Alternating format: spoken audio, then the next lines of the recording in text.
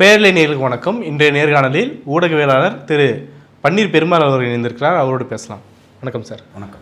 எல்லா கட்சியினரும் இப்போது பிரச்சாரத்துக்கு போக ஆரம்பிச்சிருக்காங்க. அதில் குறிப்பிட்டு பார்க்கும்போது ஸ்டாலின் அவர்கள் திருவாரூரில் பிரச்சாரத்தை ஆரம்பிச்சிருந்தார். டெப்யூட்டி சிஎம் அவர்கள் காஞ்சிபுரத்தில் ஆரம்பித்து போயிட்டு இருந்தார். எடப்பாடி பழனிசாமி அவர்கள் மயிலாப்பூரில் ஸ்டார்ட் பண்ணியிருந்தார். அதுவும் விமர்சனத்துக்குள்ளாக இருக்கிறதா பார்க்குறோம். டெப்யூட்டி சிஎம் அவர்கள் பேசும்போது மயிலாப்பூர்லேருந்து தொடங்கியிருக்கிறார் அப்படிங்கிற விமர்சனத்தை சொல்கிறாரு. குறிப்பாக பார்க்கும்போது அடிமை கட்சி, அடிமை ஆட்சி தான் நடத்திட்டு இருந்தாங்க அப்படிங்கிற பிரச்சாரத்தை முன்னோக்கி எடுத்துகிட்டு போயிட்டுருக்கிறாங்க. இந்த பிரச்சாரத்தை எப்படி நாம் புரிஞ்சுக்கலாம்? இன்னொரு பக்கம் ஆப்போசிட்டில் பார்க்கும்போது எடப்பாடி பழனிசாமி அவர்கள் சட்டம் ஒழுங்கு சரியில்லை, பொம்மை முதலமைச்சராக இருக்கிறாரு, விளம்பரத்தை நம்பியே மட்டும்தான் இருக்கார், களத்துக்கு போகவே இல்லை அப்படிங்கிற விமர்சனத்தை வைக்கிறாரு. இது ஸ்டார்டிங் ஸ்டேஜ்னால் இருந்தாலும் இந்த பிரச்சாரம் எதை நோக்கி போகுன்னு பார்க்குறீங்க? பிரச்சாரம் அப்படின்னு நம்ம எடுத்து பார்க்குறப்ப துணை முதலமைச்சர் அவர் பேசின மாதிரி அவர் ரீசெண்டாக பாஜகவுடைய தொகுதியிலேருந்து ஆரம்பிக்கிறார் அப்படின்னு ரொம்ப அரசியலாக பேசினார். இப்போ எனக்கு அது பேசுகிறப்ப எப்படி தோணுச்சு அப்படின்னா, நாங்கள் கலைஞரோட ஊரில் இருந்தோம், அண்ணாவோட ஊரில் இருந்து ஆரம்பிக்கிறோம், அவர் குருமூர்த்தி ஊர்லேருந்து ஆரம்பிக்கிறாரு அப்படிங்கிற மாதிரி நான் பேசுகிறதா இருந்தால் அப்படி தான் பேசியிருப்பேன். ஆனால் அவரால் அப்படி பேச முடியாதுல்ல. அது ஆரம்பமே ஒரு பாஜக வேட்பாளர்லேருந்து அவங்க ஆரம்பிச்சிருக்காங்க அப்படிங்கிறது ஒன்று. மொத்தமாக பார்க்குறப்ப எடப்பாடி பழனிசாமியோடைய பிரச்சாரம் அப்படிங்கிறது எந்த அளவுக்கு வெளியில் போயிருக்கு, பொதுமக்கள்கிட்ட எந்த அளவுக்கு ரிசீவ் பண்ணப்பட்டிருக்கு அப்படிங்கிறதும், முதலமைச்சருடைய பிரச்சாரமும் திமுகவில் துணை முதலமைச்சருடைய பிரச்சாரம் அப்படின்னு நம்ம எடுத்து பார்க்குறப்ப பெரிய அளவில் மக்களால் பார்க்கக்கூடியதாகவும் அறிவிப்புகளாகவும் இதுதான் போயிருக்கு. அதிமுகவில் ஒரு தேர்தல் அறிக்கை வெளியிட்டாங்க.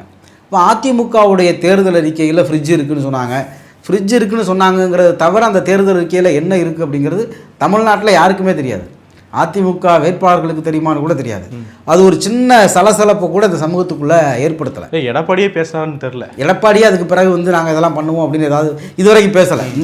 இதுவரைக்கும் நடந்திருக்கக்கூடிய தேர்தல் பிரச்சாரத்தில் கூட அவங்களுடைய அறிவிப்புகள் குறித்து எதுவுமே விவாதமாக மாறலை.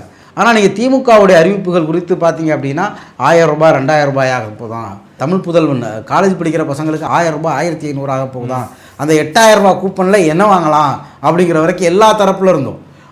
தொலைக்காட்சி விவாதங்கள் ஆரம்பித்து, டீ கடையில் ஆரம்பித்து, எல்லா இடங்கள்லையும் இந்த அறிவிப்புகள் அப்படிங்கிறது ஒரு விவாதமாக மாறி. எதிர்த்தரப்பில் எடப்பாடி அவர்கள் என்ன சொல்கிறாருன்னா, கடன் சுமை அதிகமாகும் இவங்க கொடுக்குறதுனால அப்படின்னு. அதாவது கடன் சுமை அதிகமாகும் திரும்ப சொல்கிறாங்க. கடன் சுமை அதிகமாகின விகிதம் அப்படின்னு எடுத்து பார்த்தா அதிமுக ஆட்சியிலையா, எடப்பாடி பழனிசாமி ஆட்சியிலையா, திமுக ஆட்சியிலையா? இப்போ திமுக அதான் அந்த தேர்தல் அறிக்கையில் அந்த அறிவிப்புகள் மட்டும் இல்லை, கிட்டத்தட்ட தமிழ்நாட்டுடைய தகவல் தொழில்நுட்ப ஏற்றுமதி ஐடி எக்ஸ்போர்ட்டை 2.5 லட்சம் கோடியிலேருந்து 5 லட்சம் கோடியாக மாற்றோம்னு சொல்லியிருக்காங்க. எக்ஸ்போர்ட்டை இன்னும் அதிகரிப்போம்னு சொல்லியிருக்காங்க. அந்நிய முதலீடை கொண்டு வருவோம்னு சொல்லியிருக்காங்க. மாநிலத்துடைய நிதி வருவாயை பெருக்குவதற்கு, சொந்த நிதி வருவாயை பெருக்குவதற்கான பல வழிமுறைகள் அதில் இருக்குது. அதை எதை பற்றியுமே பேசாமல் கடன் குறித்து மட்டுமே இவங்க பேசுகிறாங்க. மோடி ஆட்சி காலகட்டத்தில் இந்தியாவுடைய கடன் விகிதம் எவ்வளவு கூடுச்சு, அதோடு ஒப்பிட்டு பார்த்தா தமிழ்நாட்டில் திமுக ஆட்சி காலத்தில் கூடின கடன் விகிதம்ங்கிறது என்ன, அடிப்படையில் கடன் அப்படிங்கிறது பார்க்குறப்ப இந்த ஒன்றிய அரசாங்கமும் நிதி ஆணையமும் அனுமதித்ததை விட தமிழ்நாடு அரசு கம்மியாக தான் வாங்கியிருக்கு. அப்போ தமிழ்நாடு இந்த கடன் தொகையை அவங்க நீங்கள் எவ்வளவு வாங்கலாம்ங்கிறத இவங்க எதன் அடிப்படையில் நிர்ணயிக்கிறாங்க?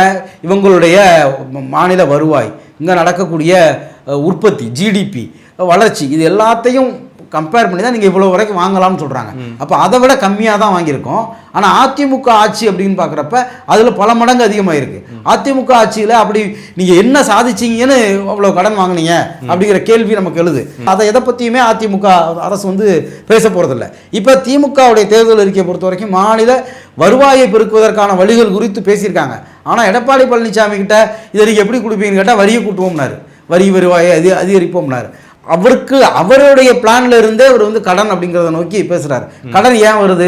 மெட்ரோ திட்டம் சொன்ன நாளில் சொன்ன தொகையை ஒன்றிய அரசாங்கம் ஒழுங்காக கொடுத்துருந்தா மெட்ரோ திட்டத்துக்கு தமிழ்நாடு அரசு அதிக அளவில் செலவு பண்ண வேண்டிய தேவை வந்திருக்காது. ஆனால் நாங்கள் அமித்ஷாவை கூட்டே அது அடிக்கல் நாட்டணும். அமித்ஷாவை கேட்டு பெறவில்லைன்றாரு. அமித்ஷாவை கூட்டு அடிக்கல் நாட்டினீங்க. அதாவது மெட்ரோன்னு எடுத்துக்கோங்க. இப்போ ஓடி இருக்கக்கூடிய மெட்ரோ இருக்குல்ல, அது கடந்த 2006 to 2011 திமுக ஆட்சியில் தொடங்கப்பட்டு கடைசி காலகட்டத்தில் அது முடிவுக்கு வந்த பிறகு அதிமுக ஆட்சியில் திறந்தாங்க. இந்த அதிமுக ஆட்சியில் அடிக்கல் நாட்டுறதை தவிர 10 வருஷத்தில் என்ன அவங்க பண்ணினாங்க? 10 வருஷத்தில் மெட்ரோ அடுத்த ஒரு இது முடிஞ்சிருச்சு, 2 ஃபேஸ் முடிஞ்சிருச்சு. 3வது நாள் நீங்கள் 4வது நீங்கள் உடனே ஆரம்பிச்சிருக்க முடியும். கூட்டணியில் 4 வருஷம் இருந்தீங்க. இதில் 5 வருஷத்தில் இந்த வேலைகள் முடிய போகுது. ஒன்றிய அரசாங்கம் நிதி கொடுக்காத போதும்.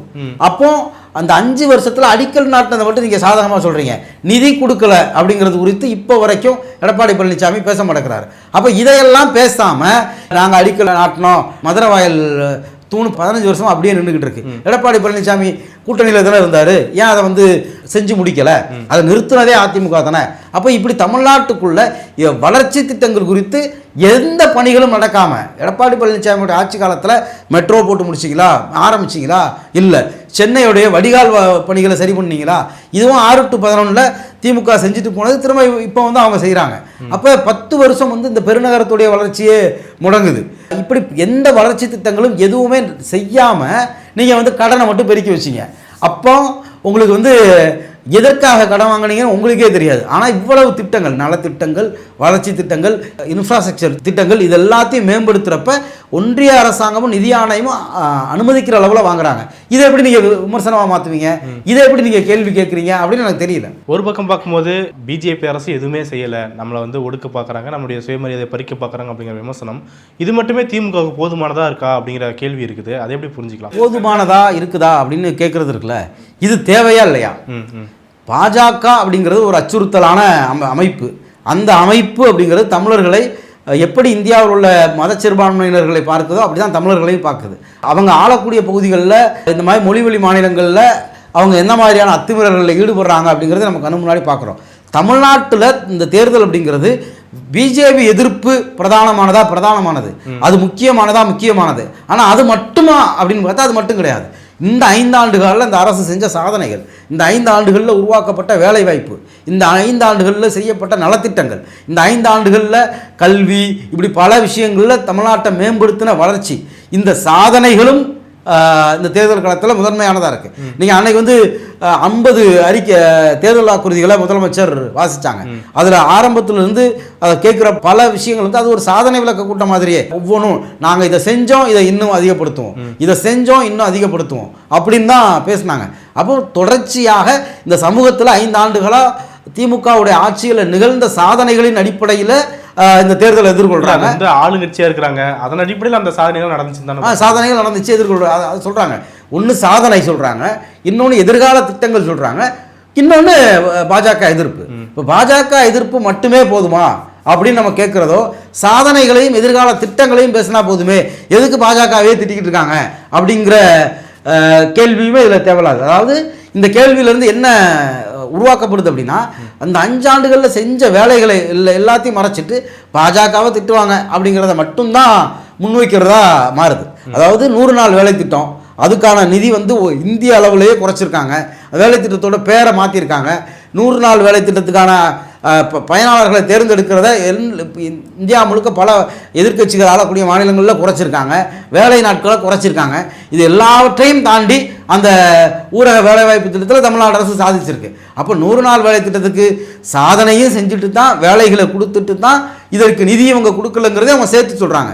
இதில் இதை மட்டுமே பேசுவதன் மூலமாக இந்த சாதனைகளை மறைக்கிற வேலையை பாஜகவுக்கு ஆதரவான கருத்துருவாக்கம் செய்யக்கூடிய ஆட்கள் செய்கிறாங்க அப்படின்னு தான் நம்ம சொல்ல வேண்டியது இருக்கு. ரைட். அடுத்து இந்த பாஜக விஷயத்தை பார்க்கும்போது இப்போ முதலமைச்சர் சொல்கிறாரு, டெல்லிக்கும் தமிழ்நாட்டுக்கும் தான் போட்டியே நடக்குது, தேர்தல் நடக்குது அப்படின்னு சொல்லி. நீங்கள் ஏன் பாஜகவை முதன்மையான எதிரியாக டிசைடாக பண்ணுறீங்க? நீங்கள் ஏன் அது அதிமுகவை தாண்டி பாஜகவை ஏன் உங்களுக்கு எதிராக நேராக நிறுத்துறீங்க? அது தமிழ்நாட்டு அரசியலுக்கும் கேடு தான் அப்படின்னு சொல்லி ஒரு விமர்சனம் வைக்கப்படுது. இது தமிழ்நாடு அரசுக்கான தேர்தல் தான். ஆனால் கூட்டணி பேச்சுவார்த்தையை அதிமுக எங்கே நடந்துச்சுன்னா அமித்ஷா வீட்டில் நடந்துச்சு. கூட்டணி பேச்சுவார்த்தையை நடத்தினது மட்டும் இல்லாமல் நேரடியாகவே இது தேசிய ஜனநாயக கூட்டணி அப்படின்னு தான் சொல்கிறாங்க. பாஜக காரங்களே பேட்டியில் தேசிய ஜனநாயக கூட்டணி ஆட்சி அமைக்கும் தான் சொல்கிறாங்க. எடப்பாடி பழனிசாமி அவர் மட்டும்தான் பேசிக்கிட்டு இருக்காரு, நான் தான் முதலமைச்சர், தேசிய ஜனநாயக கூட்டத்தில் வெற்றி பெற்றால் நான் தான் முதலமைச்சர், அதிமுக தான் ஆட்சி அமைக்கும்னு அவர் தான் சொல்கிறாரு. அவங்க கட்சியில் கூட இன்னும் எல்லாரும் சொல்லலை. தொடர்ந்து அவங்க கூட்டணி கட்சியில் இருக்கிறவங்கெல்லாம் இது தேசிய ஜனநாயக கூட்டணி ஆட்சி அமைக்கும் தான் சொல்கிறாங்க. அதே மாதிரி எல்லா விஷயங்கள்லையும் அவங்க பாஜகவுக்கு ஆதரவான நிலைப்பாடுகளை எடுக்கிறாங்க. ஏன் எடுக்கிறாங்க? பாஜக தான் அவங்கள ஆப்ரேட் பண்ணுறதுனால எடுக்கிறாங்க. தினகரனை சந்தித்ததுனால செங்கோட்டையில கட்சி விட்டு எடுத்தார்ல, அப்போ தினகரனை யார் சொல்லி அவர் கூட்டணியில் சேர்த்தாரு? ரெண்டாவது, இங்கே தமிழ்நாட்டில் பிரதான கட்சியாக நாங்கள் தான் இருக்கோம், நாங்கள் தான் அதிக எண்ணிக்கையில் போட்டி போடுறோம்லாம் அவங்க சொல்லலாம். ஆனால் தமிழ்நாட்டில் இன்றைக்கி திமுக கூட்டணியில் காங்கிரஸ் சின்னத்தில் யாராவது போட்டி போடுறாங்களா? இல்லை. ஏன் பாஜகவுடைய சின்னத்தில் ஜி.கே. வாசன் தமாக வந்து 5 தொகுதிகளில் போட்டியிடுது? அவங்க வந்து பாஜக கூட கூட்டணி வச்சிருக்காங்க, அதனால அவங்க சின்னத்தில் ஓட்டு போடுறாங்க. இப்போ வந்து அவர் பாஜக கூட கூட்டணி வச்சிருக்காரு. டிடிவி தினகரன் யார் கூட கூட்டணி வச்சிருக்காரு? அதிமுக கூடயா பாஜக கூடயா? இப்போ ஏசி சண்முகம் அதாவது இது விமர்சனமாக மாறின பிறகு பாஜக சின்னத்தில் போட்டியிடுகிறார்கள் அப்படிங்கிறது விமர்சனமாக மாறின பிறகு இவங்க சில இடங்கள்ல மாற்றுறதுக்கு முயற்சி பண்ணுறாங்க. அப்போ கூட என்ன ஆகுதுன்னா ஒரே கட்சி தான் ஏசி சண்முகம் கட்சி ஒரு தொகுதியில் ரெட்டலையிலையும் ஒரு தொகுதியில் தாமரையிலையும் போட்டியிடுது. அப்போ அவங்க ஒரு தொகுதியில் அதிமுக கூடயும் ஒரு தொகுதியில் பாஜக கூடயும் கூட்டணி வச்சுருக்காங்களா? பிரதான கட்சியை தாண்டி பாஜகவுடைய சின்னங்களில் போட்டிடுறாங்க. அது விமர்சனமாக ஆன பிறகு கூட அதிமுகவுடைய சின்னத்தில் ஏசி சண்முகத்தை இவங்களால் போட்டி போட வைக்க முடியல. ஆளுக்கு ஒவ்வொரு தொகுதியில் ஒவ்வொரு சின்னத்தில் அவர் போட்டி போடுறாரு. அப்போ பாஜகவுடைய வாக்கு வங்கியையும் வாக்கு சதவீதத்தையும் உயர்த்தி காட்டுவதற்கு ஏசி சண்முகத்துடைய வாக்கு தேவைப்படும். அந்த அடிப்படையில் தான் இதெல்லாமே பண்ணப்படுது. இப்போ வந்து ரெட்டலைக்கு அப்படிங்கிறது வந்து தமிழ்நாட்டில் ஒரு முக்கியத்துவமான இடத்தை பெற்றிருக்குது. மக்கள் மனசுலேயே வந்துட்டு அது ஆழமாக பதிஞ்சிருக்கிறத தான் பார்க்குறோம். இதில் வந்து எடப்பாடி வந்து ஏன் அந்த ரெட்டலை வந்து விட்டு கொடுக்குறாரு? மற்ற கூட்டணி கட்சியில் வந்து எடப்பாடி விட்டு கொடுக்கல. பாஜக வந்து தாமரையில் தான் போட்டியிடணும்னு சொல்லுது. பாஜக மேல் அதிமுக வேட்பாளர்களை 50 பேர் தாமரையில் போட்டி போடுங்கன்னு சொன்னால் கூட இவர் வேற எதுவும் சொல்லாமல் நாங்கள் பாஜகவோட ஒன்றாக இணைந்து பணியாற்றுகிறோம் அப்படின்னு ஏதாவது ஒரு கதையை சொல்லிட்டு வேட்பாளர் கூட அவர் போடுவார். ஏன் வந்து தமிழ்நாடு விஸ் டெல்லி, என்டிஏ விஸ் டெல்லின்னு ஏன் வருது? அந்த இடம் அப்படிங்கிற இது வந்து பாஜக தான் எடப்பாடியை ஆப்ரேட் பண்ணுதுங்கிறது இப்படி பல காரணங்கள் இருக்கு. அது வந்து சின்னத்திலிருந்து இப்படி பல விஷயங்களை வரிசையா சொல்லலாம். நீதிமன்றம் சொன்ன இடத்தில் தீபம் ஏற்றணும்னு ராஜன் செல்லப்பா பேட்டி கொடுத்தாரா? ஏன் கொடுத்தாரு? இது வந்து அதிமுகவுடைய கொள்கையா?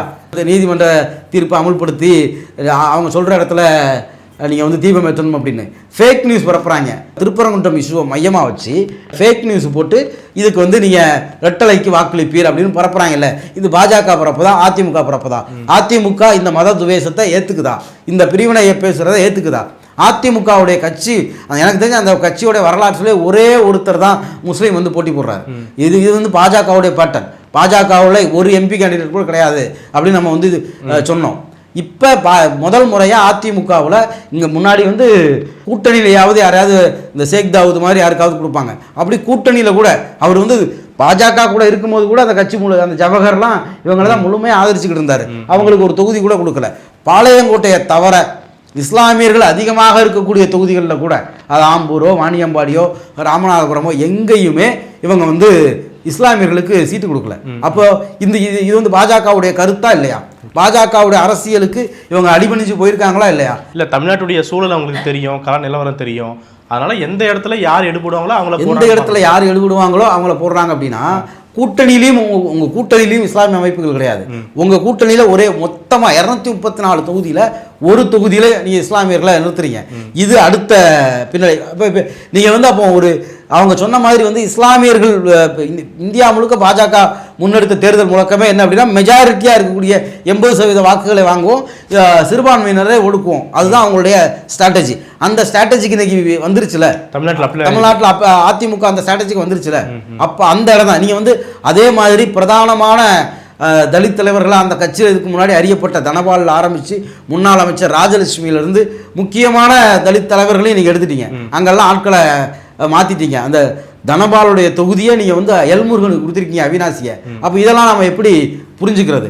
இதுவும் நமக்கு ஒரு முக்கியமான கேள்வியாக மாறுது. வாசுதேவநல்லூரில் ஆர்எஸ்எஸ் உடைய வார்ப்பாக வந்திருக்கக்கூடிய ஆனந்த் ஐயாசாமின்னு நினைக்கிறேன். அவர் சோக ஓனர் முன்னாடி அவர் உட்கார கூட மாட்டார், சைட்லேயே நின்றுக்கிட்டு இருப்பார்.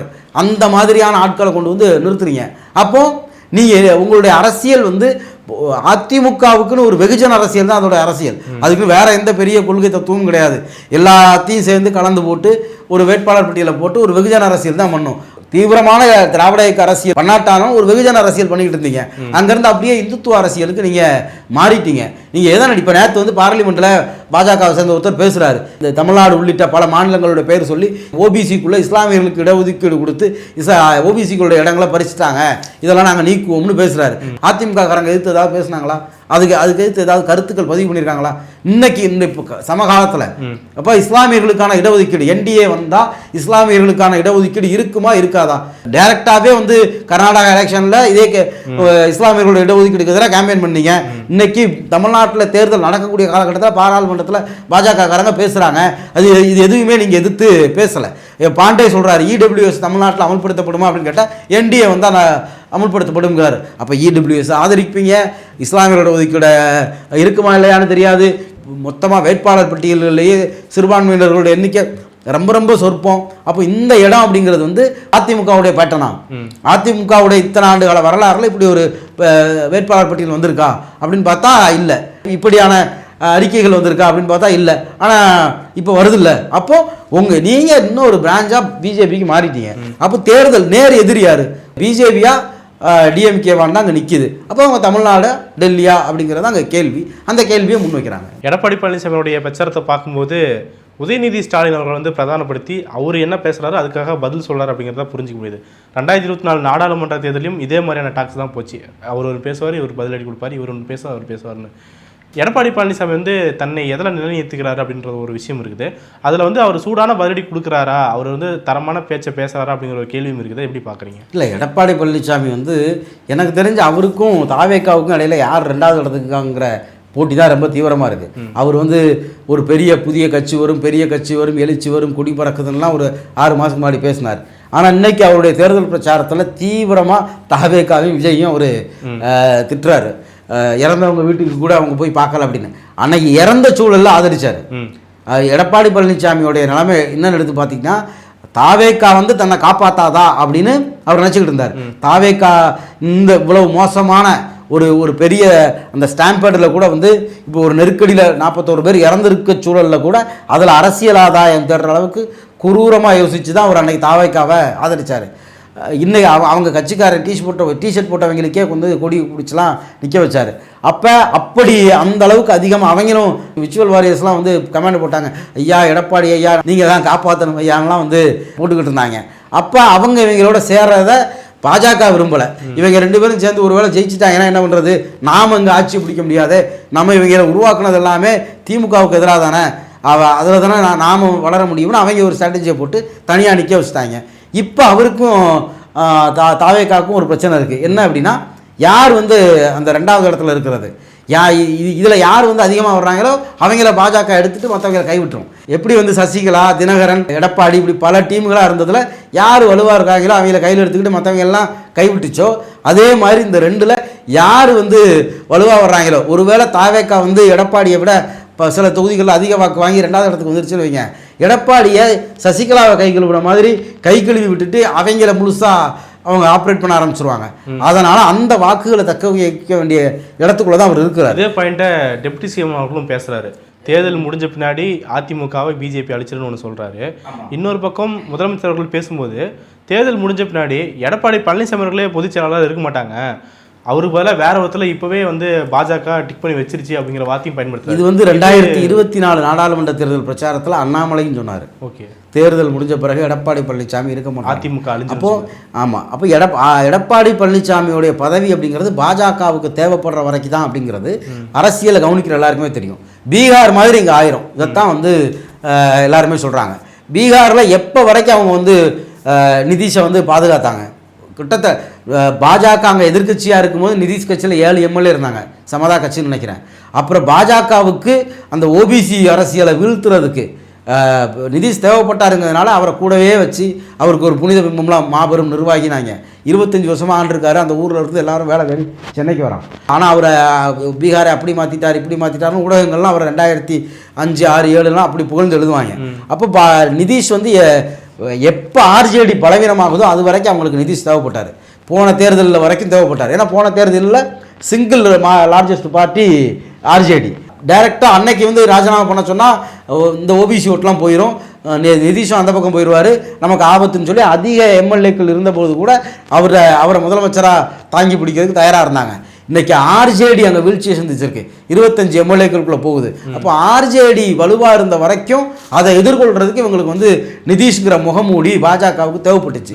இன்றைக்கி தேவையில்லை அப்படின்னா பட்டும் தூக்கி வீசிட்டாங்க. இப்போ அதிமுகவை பொறுத்த வரைக்கும் அது நிதிஷ் கட்சி மாதிரியான ஒரு கட்சியா, அது இந்த கட்சிக்கு வந்து எமர்ஜென்சி எதிர்த்து வந்த தலைவர்கள், மண்டலின் வழிவந்த தலைவர்கள் அப்படின்லாம் ஒரு வரலாறு இருக்குது அப்படின்லாம் பார்த்தா எதுவும் கிடையாது. அது ஒரு கவர்ச்சியில் உருவான ஒரு கட்சி. அது வந்து ஒரு வெகுஜன ஆதரவுலேயே மிதந்துட்டு இருக்கக்கூடிய கட்சி. இதில் தலைமை வீக்கானாலும் கட்டமைப்புன்னு ஒன்று இருக்குல்ல, கட்டமைப்பு ஸ்ட்ராங்காக இருக்குன்னு பார்க்கலாமா? இல்லை, கட்டமைப்பு அப்படிங்கிறது அந்த கட்டமைப்பே எப்படி இருக்கும், எப்படிப்பட்ட கட்டமைப்பு அப்படின்னா, அதான் சொல்கிறேன், அதுக்கு ஆர்ஜேடி மாதிரியான 25 வருஷம் எதிர்க்கட்சியாக இருக்கக்கூடிய கட்டமைப்பு அந்த கட்சிக்கு கிடையாது. அந்த கட்சியை பொறுத்த வரைக்கும் எப்படி யார் வலுவாக இருக்காங்களோ அவங்க பக்கம் பாஜக போகுமோ, அதே மாதிரி ஜானகி அம்மா வலுவாக இருந்தால் ஜானகி அம்மா கிட்ட போயிருக்கும், ஜெயலலிதா வலுவாக இருந்தோன்னா ஜெயலலிதா கிட்ட வந்துச்சு, சசிகலாவா தினகரனா ஓபிஎஸ்ஸா அப்படி பல அணிகளில் முட்டிக்கிட்டு இருந்தப்ப யார்கிட்ட சின்னம் போதோ அவங்க பின்னாடி அவங்க கட்சி போச்சு. சின்னம் போயுமே அவங்க பல தொகுதிகளில் இவ்வளோத்துக்கு அவங்க வலுவாக இருக்கக்கூடிய தொகுதி திருநெல்வேலியில் அவங்க 3வது இடம் போனாங்க, பாஜக 2வது இடம் வந்துச்சு. தூத்துக்குடியில் அந்த மாதிரி ஆகுச்சு. கன்னியாகுமரியில் அவங்க நாம் தமிழரை விட கம்மியாக வாங்கினாங்க. சென்னையில் 3 தொகுதி இப்படி ஆகினாங்க. அப்போ கட்டமைப்பு இருக்கக்கூடிய கட்சி ஏன் அவ்வளவு கீழே போச்சு? எது அந்த கட்சியோடைய ஸ்ட்ரக்சரே எது ஓடுற குதிரைப்படுதோ அதை நோக்கி அவங்க ஸ்ட்ரக்சரே கொண்டு போயிடுவாங்க. நாளைக்கு எடப்பாடி பழனிசாமியை தூக்கிட்டு வேற ஒருத்தர் கையில் ரெட்டலையை கொடுத்து இவங்க தான் பொதுச் செயலாளர் அப்படின்னு சொன்னால் அந்த கட்சி அங்கே போயிடும். எடப்பாடி பழனிசாமி அதுக்கப்புறம் சும்மா தான் இருக்கணும். எடப்பாடி பழனிசாமிக்குன்னு எத்தனை விசுவாசிகள் இருப்பாங்க? எடப்பாடி பழனிசாமியின் வீர தீர செயல்களை பார்த்து நான் வந்தேன், எடப்பாடி பழனிசாமிக்கு நான் 50 வருஷம் விசுவாசி, அவருடைய கொள்கை பிடிப்பை அப்படியே அந்த கட்சி இருக்குது. அப்படி கிடையாது. இல்லை, 2017 இப்போ 2026 கிட்டத்தட்ட 9 வருஷங்கள். இந்த 9 வருஷங்களில் இந்த கட்சி என்னோடு தான் அப்படிங்கிற பிடிப்பை எடப்பாடி ஏற்படுத்தாதனால தான் அவர் பாஜக சொல்கிறதெல்லாம் கேட்டுக்கிட்டு இருக்காரு. பாஜகவுடைய அஜெண்டா தான் அது. பாஜக நிதிஷ்குமார் கட்சியிலேருந்து ஒருத்தரை பிரித்து தனி கட்சி ஆரம்பிக்க வச்சுது. அவங்க 2 பேரும் பாஜக கூட்டணியில் இருக்காங்க. சிராஜ் பாஸ்வானையும் அவங்க சித்தப்பாவையும் தனித்தனியாக பிரித்து 2 கட்சி ஆரம்பிக்க வச்சாங்க. அவங்க 2 பேரும் இன்னைக்கு பாஜக கூட்டணியில் தான் இருக்காங்க. இப்படி அவங்க யாரெல்லாம் காலி பண்ணணும்னு நினைக்கிறாங்களோ அவங்களுக்குள்ள பிளவுகளை அவங்களே ஏற்படுத்துவாங்க. 2 பேருமே அவங்களே அரவணைச்சிக்குவாங்க. அது அப்படியே இன்னைக்கு இதுலேயும் நடக்குதுல்ல. எப்படி சிராஜ் பாஸ்வானால் பாஜகவை விட்டு போகவே முடியலையோ, அவங்க இழுப்புக்கெல்லாம் வராரோ, எப்படி நிதிஷ் ஆகிறாரோ, அப்படித்தான் இன்னைக்கு எடப்பாடி பழனிசாமி இருக்கிறாரு. அப்போ அவங்களுக்கும் இவங்களுக்கும் எந்த டிஃப்ரென்ஸும் கிடையாது. இந்த தினகரனை சேர்க்கறது அப்படிங்கிறது தினகரனை பார்த்ததுனால, தினகரனை சேர்த்துக்கணும், சசிகலாவை பார்க்கணும்னு சொன்னதுனால தானே நீங்கள் செங்கோட்டையனை கட்சி விட்டு நிற்கிறீங்க. அப்போ நீங்கள் எதன் அடிப்படையில் தினகரனே சேர்த்துக்கிட்டீங்க? தினகரன் காரில் போனதுனால செங்கோட்டையனை நீக்கிறீங்க. பாஜக சொன்ன உடனே நீங்கள் உங்களுக்கு தினகரனை சந்திக்கிறத செங்கோட்டையன் சொன்னது பிரச்சனை இல்லை, சேர்த்துக்கிட்டா பாஜக கோவிச்சுக்குமோ அதுதான் அவருடைய ஒரிஜினல் பிரச்சனை. அப்போ இப்படியான அவர் எந்த இடத்துல எதிர்த்து நிற்கிறதுக்கு தயாராக இருந்திருக்கிறாரு. பாஜகவை எதிர்த்து ஒரு அரசியல் வார்த்தை கூட பேசுறதுக்கு அவர் எங்கேயுமே தயாராக இல்லாத ஒருத்தரை அவங்க பகைக்க மாட்டாங்க. அவங்கள பொறுத்தவரைக்கும் இந்த கட்சியை இப்படியே கரைச்சாதான் அவங்களுக்கு வாக்கு போகும். அப்போ அதை நோக்கி தான் அவங்க பயணிப்பாங்க. பிரச்சாரத்தை பொறுத்த வரைக்கும் இப்போது எடப்பாடி பழனிசாமி அவர்கள் ஒவ்வொரு தொகுதியாக போகிறாரு அப்படிங்கிற விஷயம் பார்க்கப்படுது. முதலமைச்சர் மு.க. ஸ்டாலின் மாவட்டத்துக்கு ஒரு பொதுக்கூட்டம் போட்டு வேட்பாளர் அறிமுகப்படுத்துறாரு, அவர் ஓட்டு கேட்குறாரு அப்படிங்கிற விஷயம். ஒருத்தர் தொகுதி வாரியாக போகிறாரு அப்படிங்கிற விஷயத்தை மக்கள் எப்படி எடுத்துக்குவாங்க? அவர் தொகுதி வாரியாக போகிறாரு, இவர் மாவட்டத்தில் ஒரு இடத்துல பொதுக்கூட்டம் போட்டு பேசுகிறார் அப்படிங்கிறது சாதாரணமாக மக்களுக்கு தெரியவே செய்யாது. நீங்கள் போய் டீ கடையில் இதை கேட்டிங்கன்னா டீ குடிக்க வர்றவங்களுக்கு இது தெரியாது. இது ரொம்ப மேல்மட்டமாக நடக்கக்கூடிய விவாதம். எடப்பாடி பழனிசாமிக்கு இன்னொரு பிரச்சனை இருக்குது. அவங்களுடைய அமைச்சர்கள் எல்லாருமே, 2ஆம் கட்ட தலைவர்கள் எல்லாருமே அவங்க தொகுதிக்குள்ளே முடங்கியிருக்காங்க. எப்படியாவது அவங்க தொகுதியை அவங்க காப்பாற்றணும். இதுதான் போன சட்டமன்ற தேர்தலையும் நடந்துச்சு. யாரும் அவங்க தொகுதியை தாண்டி தமிழ்நாடு முழுக்க பிரச்சாரத்துக்கு போகலை. 2வது அங்கே தமிழ்நாடு முழுக்க பிரச்சாரத்துக்கு போகிறதுக்கு தலைவர்களும் கிடையாது. எம்ஆர் விஜயபாஸ்கர் போய் அவர் கரூரை தாண்டி திருச்சியில் பிரச்சாரம் பண்ணால் கூட யார் இவருன்னு தான் கேட்பாங்க. அப்போது திருநெல்வேலியிலேருந்து கணேசராஜாவோ இல்லை எசக்கி சுப்பையாவே ஓமலூர்லேயும் எடப்பாடியிலையும் சங்ககிரிலையும் பிரச்சாரம் பண்ண முடியாது. தமிழ்நாடு முழுக்க அறிந்த ஒரு பேன் தமிழ்நாடு தலைவர் அந்த கட்சியில் கிடையாது. அதனால் அவங்க இவரே ஒரே ஒருத்தர் ஒத்தையில் வராருங்கிற மாதிரி இவர் தான் தமிழ்நாடு முழுக்க போகணும்.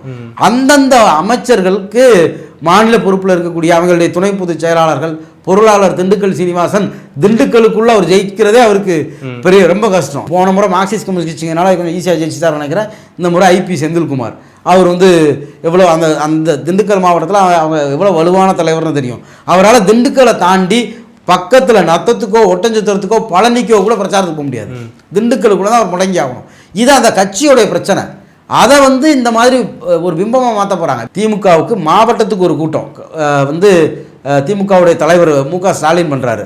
அதே மாதிரி அந்த கட்சியோட இளைஞரணி செயலாளர் இதே மாதிரி தொகுதி வாரியாக போகிறாரு. அந்தந்த வேட்பாளரோட திறந்த வாகனத்தில் பிரச்சாரம் பண்ணுறாரு. அப்போ அந்த கட்சிக்கு பல தலைவர்கள் இருக்காங்க. 2 பேர் இருக்கும்போது அவங்க தமிழ்நாடு முழுக்க வந்து ரெண்டு பேருக்கு கூடயும் வேட்பாளர்கள் போகணும்னு அவசியமே கிடையாது. அதிமுகவில் இது இல்லாமல் அந்தந்த மாவட்ட செயலாளர்கள் அந்தந்த தொகுதிக்குள்ளே தீவிரமான பிரச்சாரத்தில் இருப்பாங்க. இப்போ அவங்க திமுகவோட இளைஞர்லேருந்து ஒரு அறிவிப்பு கொடுத்துருக்காங்க. பூத்துக்கு 10 பேர் கொடுத்து ஒரு பூத்துக்குள்ள, இப்போ எங்கள் ஊர் இருக்குது அப்படின்னா எங்கள் ஊரில் ஒரு 650 ஓட்டு இருக்குது. எங்கள் ஊரில் ஒரு பூத்து, இந்த 650 ஓட்டையும் இந்த 20 நாளும் சந்திச்சு பிரச்சாரம் பண்ணுறதுக்கு அதாவது கட்சி இருக்குது, மாவட்ட நிர்வாகம் இருக்குது, ஒன்றிய நிர்வாகம் இருக்குது, எல்லா கிளையிலும் கிளைகள் இருக்குது. கிளை செயலாளர் தனியாக பிரச்சாரம் பண்ணுவார். அது இல்லாமல் இளைஞரணி பண்ணுறதுக்கு ஒரு பிளான் வச்சுருக்காங்க. இப்படி எந்த விஷயமும் இல்லாமல் எனக்கு தெரிஞ்சு எடப்பாடி பழனிசாமி வேட்பாளரோட பிரச்சாரம் பண்ணுறாரா, இதுக்கப்புறம் விந்தியா பண்ணுவாங்க. ஏன்னா அந்த தமிழ்நாடு முழுக்க தெரிஞ்ச 2 தலைவர்கள் அவங்க மட்டும்தான். எஸ்பி வேலுமணியால் கோயம்புத்தூரை தாண்டி வர முடியாது, வந்தாலும் அதனால் எந்த ரிசல்ட் இருக்க போகுது. இது அதிமுகவுடைய பிரச்சனை. அதிமுகவுக்கு தமிழ்நாடு அறிந்த தலைவர்கள் இல்லை, தமிழ்நாடு முழுக்க மக்கள் செல்வாக்குள்ள ஆட்கள் இல்லை, நம்ம கிரவுண்டில் வேலை பார்க்குறதுக்கு ஸ்ட்ரக்சர் இல்லை அப்படிங்கிறது வந்து அது கட்சியோடைய பிரச்சனை. ஆனால் அதிமுக ஆதரவாளர்கள் என்ன பண்ணுறாங்க அப்படின்னா இதை ஒரு சாதனை மாதிரியும் இதை ஒரு பாசிட்டிவான விஷயம் மாதிரியும் ஒரு ஒப்பீனியனை கிரியேட் பண்ண போகிறாங்க. எடப்பாடி மட்டும் தான் டாப்பாக இருக்கான்ற ஒப்பீனியன். எடப்பாடி மட்டும்தான் இருக்காரு, அவர் டாப்பாக இல்லை, அங்கே அவர் மட்டும்தான் இருக்காரு. அதுதாங்க பிரச்சனை. இப்போ வந்து டி நகர் வேட்பாளர் சத்யாவால மயிலாப்பூரில் போய் பாஜக வேட்பாளருக்கு பிரச்சாரம் பண்ண போனார்னா அங்கே டெபாசிட் போயிடும். இவர் 20 நாள் இந்த ஊருக்குள்ளே தான் முட்டி மோதி ஆகணும், மூளை முடுக்கெல்லாம் பொய் ஆகணும். அப்படின்னா தான் அவர் ஏதோ ஒன்று காப்பாற்ற முடியும். அந்த நெருக்கடியில் அவங்க இருக்காங்க. அதை இப்படி மாற்றி சொல்கிறாங்க. பல்வேறு விஷயங்கள் பண்ணிட்டீங்க, மிக்க நன்றி. நன்றி.